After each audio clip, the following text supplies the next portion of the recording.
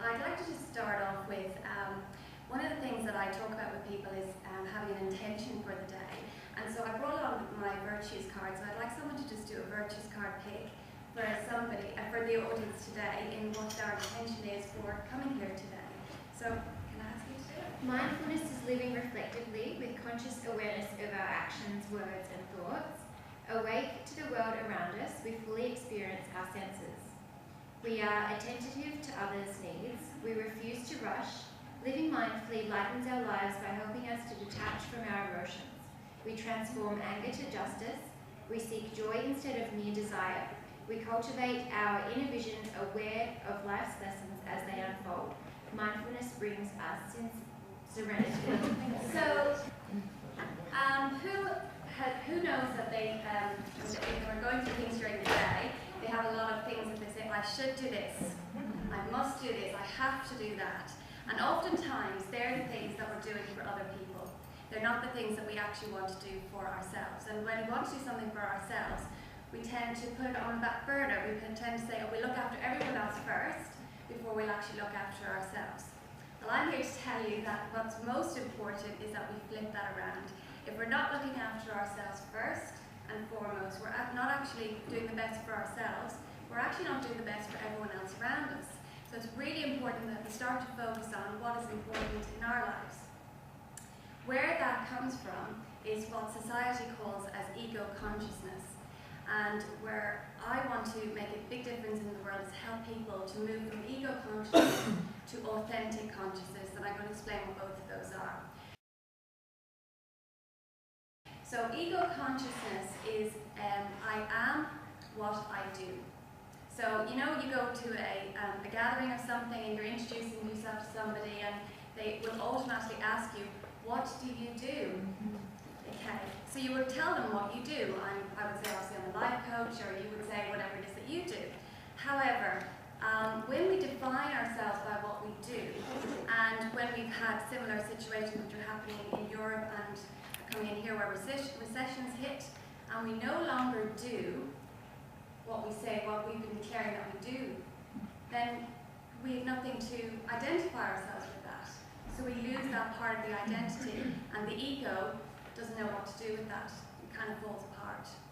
The other one is I am what I have. So we're constantly, doing everything, getting all the material stuff, buying the house, buying the bigger house, buying the car, buying the 2 cars, buying the Jeep, whatever it is. You just keep buying all the toys, going on the holidays, because you are doing all of these things because it's supposed to give you gratification. It's supposed to give you something that it's going to make you feel good.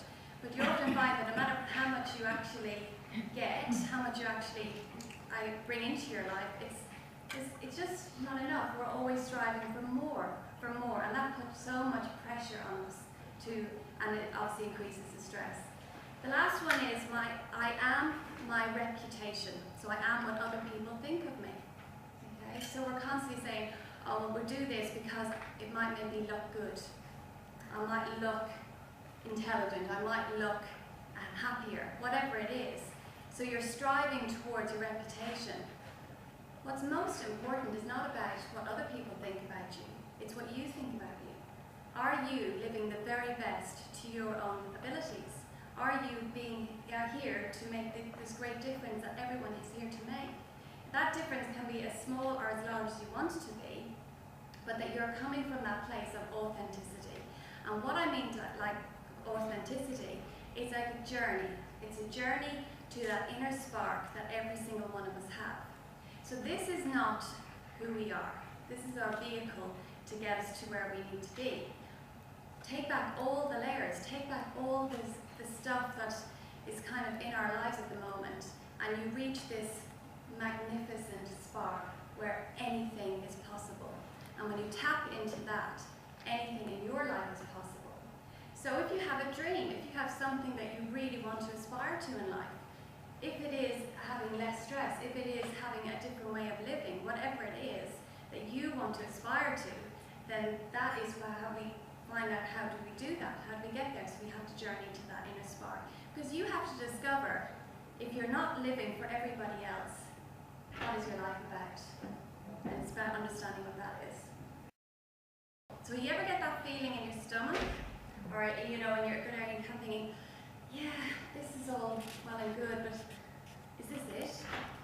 Is there something more I can be doing? Is there something more I can be experiencing?